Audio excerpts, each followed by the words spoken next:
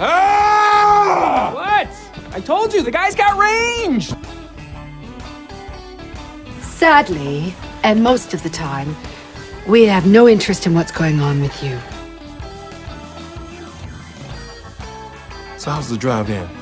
Nobody knows how to drive in the rain. You don't say. Yeah. You know, the roads are actually the slickest in the first half hour. It's the Al Trafford Show. We do this next part with Senator Susan Kent.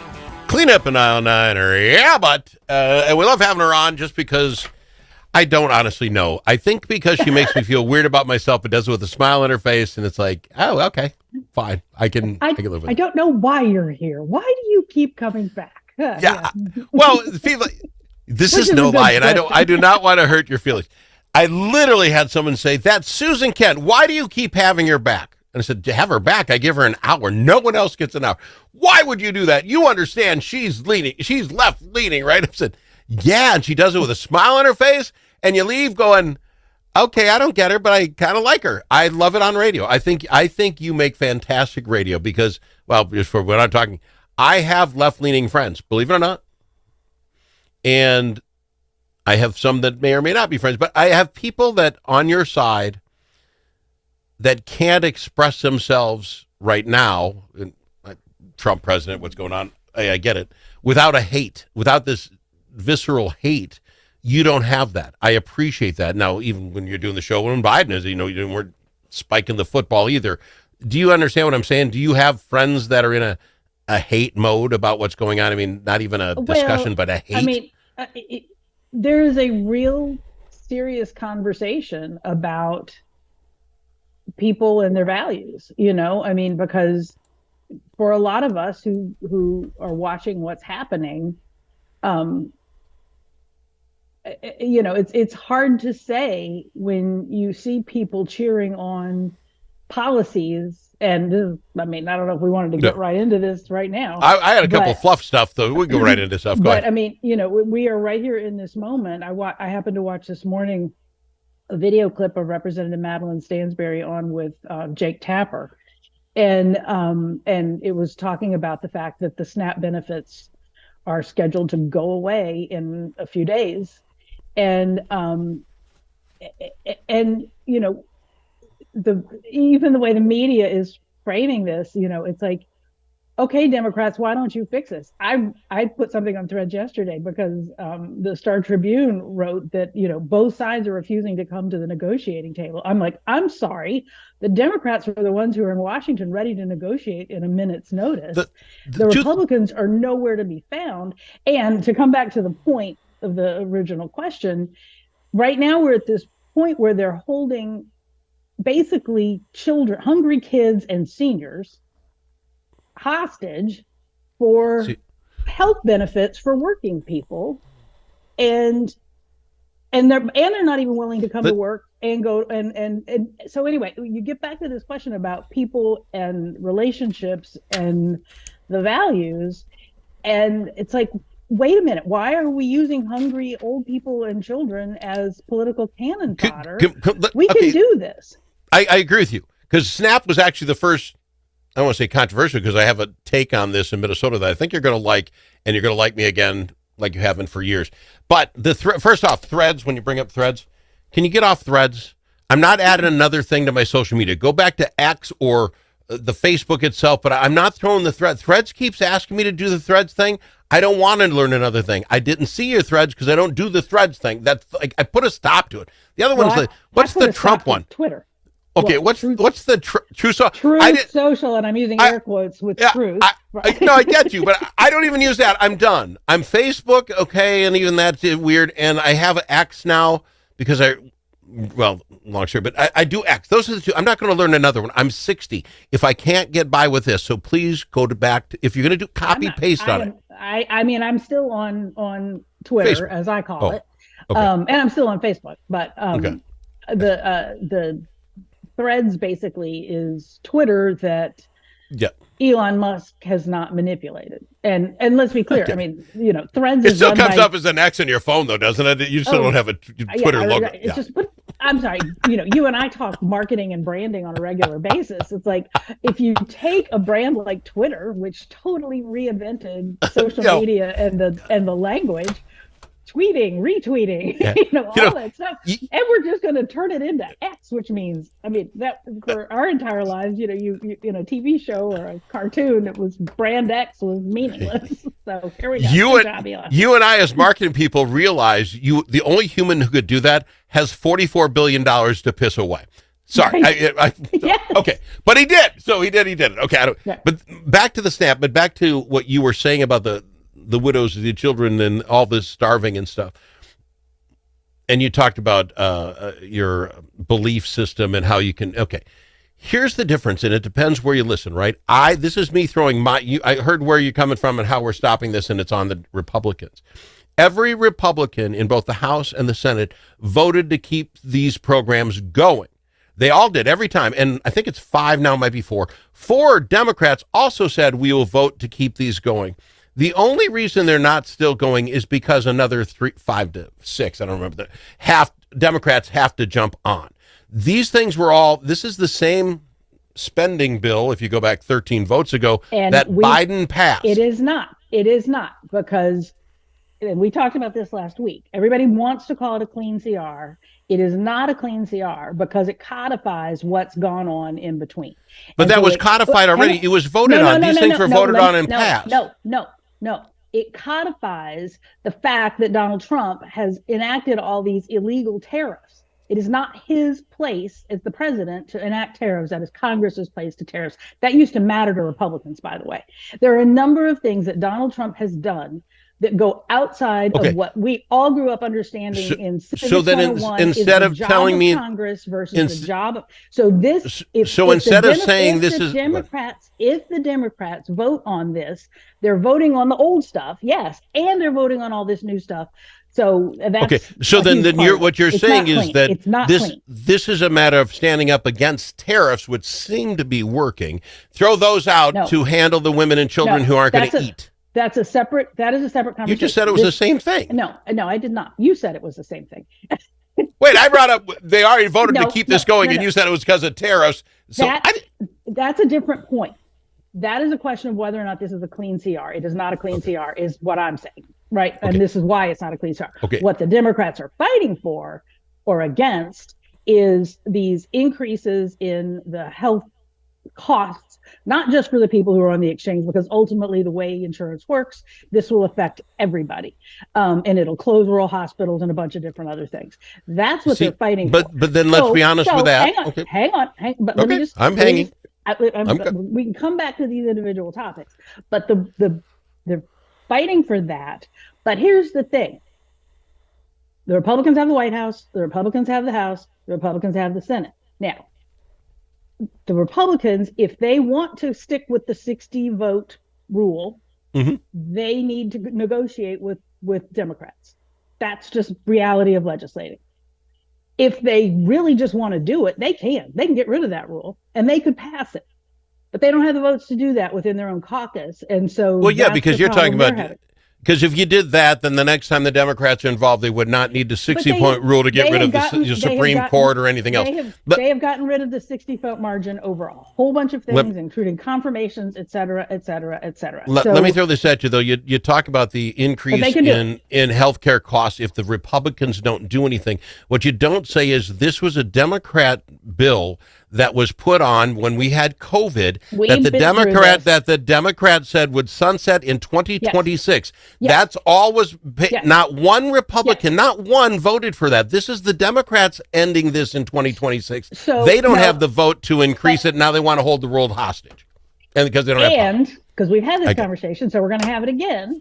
I'm smiling. The big billionaires bill sunsetted these tax credits for working families, for all Americans who have a challenge paying for their health care costs and health insurance. It did not sunset. This is why I keep calling it the big billionaires bill, the trillions of dollars of tax cuts for the super rich and the corporations. So it was a very clear choice by Republicans to sunset for the one and not for the other. This is the best apples and apples conversation we can have. Yes, because you're putting who matters to Republicans in Congress is the billionaires and the big corporations.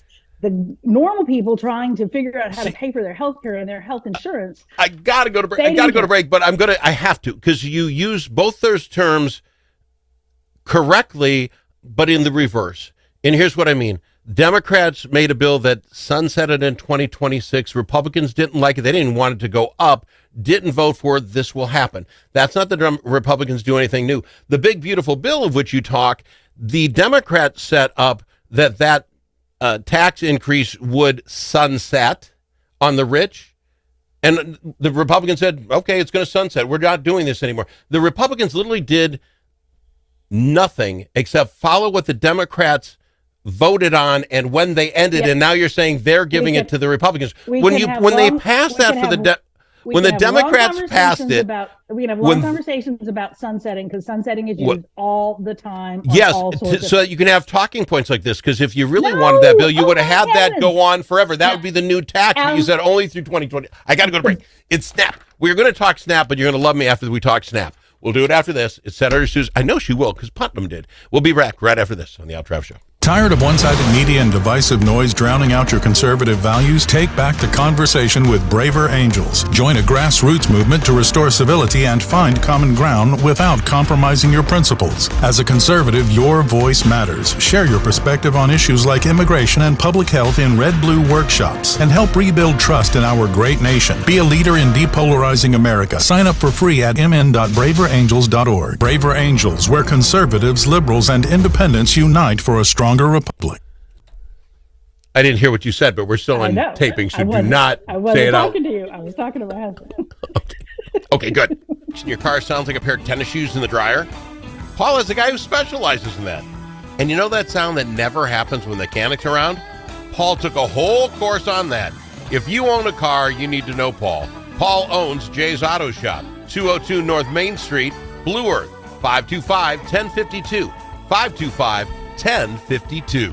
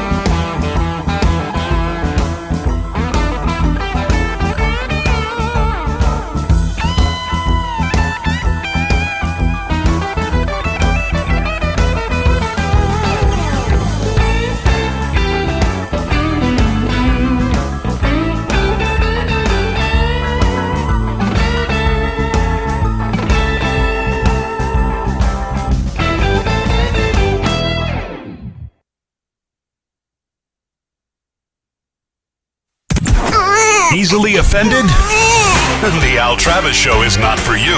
The Al Travis Show. All sides are welcome. And we've got our Senator Susan Kent on with us. I'm going to win her back right here with the SNAP program here in Minnesota and the news today, because I'm Mr. Hate All the Poor People conservative guy. As of, I think, what would be 2 days from now, 42 million Americans could lose their SNAP via MinnPost.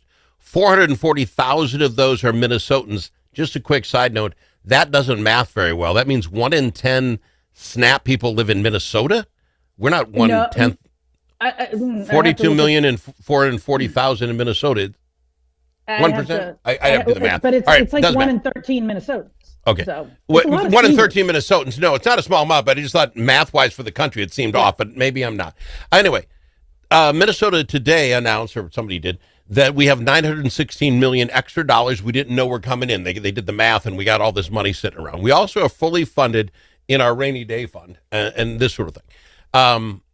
Currently, Ellison, Klobuchar are all yelling that the USDA should use some of their extra funds and just pay for it. USDA is saying some stuff about that's for hurricanes relief and tornadoes, can't use it when you shut the government down. I have no idea. They can go to court and figure it out. Here's where Susan Kent and I will agree. We have $916 million sitting in a bank that we didn't even know was coming in. The governor spent $4 million last week to help food shelves out because this was going to be a problem. Good. I don't know how much that gets us through a day, 10 days. I have no idea. I'm telling you, as conservative, I hate poor people. Al Travis, I want very much that we write whatever check we need to for the 440,000 Minnesotans out of whatever fund. The extra 916 is lying in a checkbook. We got rainy day fund of $7 billion. I mean, that's going to get you a few months, I presume. I want to do that. And we go sue the government when they get back to action, get our money back if we can. And maybe we don't. I don't care. Right. So you're shaking your head. Yes, this is the first time in a half hour. Well, because now you're being rational. You finally said something I can give you. See, if we're the Minnesota we say we are, we should not have this problem. Let's just take a moment and soak it in that I think you just agreed with Tim Walz and his $4 million. Right? Oh yeah, I did. If we've got it, we should spend. I don't know where he got it. If he can get that, can he go get whatever else? It's like I don't know what I read that in, but it's an account that exists for kind of emergency things or whatever, and then something else that they were able to put that in there, to hopefully help. You've been in government. Is there a pocket bigger than $4 million? Is there something when it comes flush like that, you can spend it?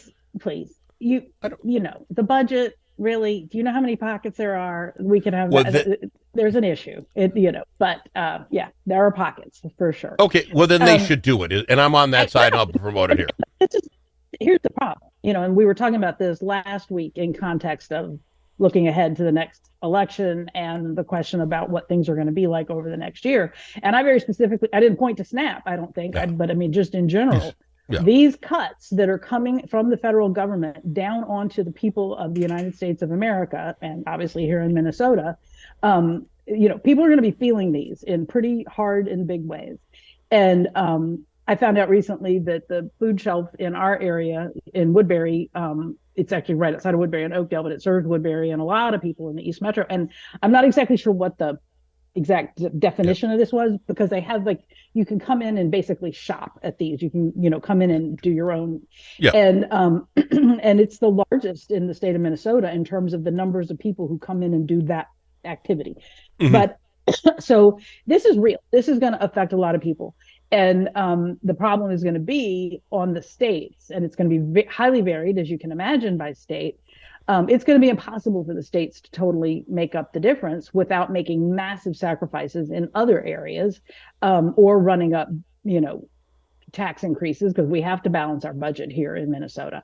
So this is going to be a challenge. But it just gets down to, and I am a Christian, and feeding the children and caring for our elderly, to me, falls right in the things that we talk about.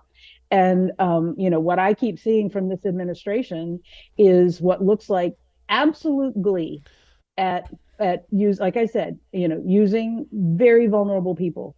The one thing I've learned in my work with our food shelf is how many seniors, and they actually bring a vehicle to senior living facilities so that seniors have easy access to the food shelf. That's not okay, and now we're going to say, sorry, there's not enough for everybody. And they're saying this goes back to the Depression, the kind of effect this is going to have. So, yeah. Well, again, I would suggest that the Democrats get in and vote for this thing. Let's get it back up and running. And until then, let's feed ours in Minnesota. That's who we need to worry about. We agree on that. I don't care where it comes from. Pick it out of whatever hole you've got. We've got. If you do that, then you're hurting people with their health insurance, and people are going to die from that. So, that's what you call a Sophie's choice.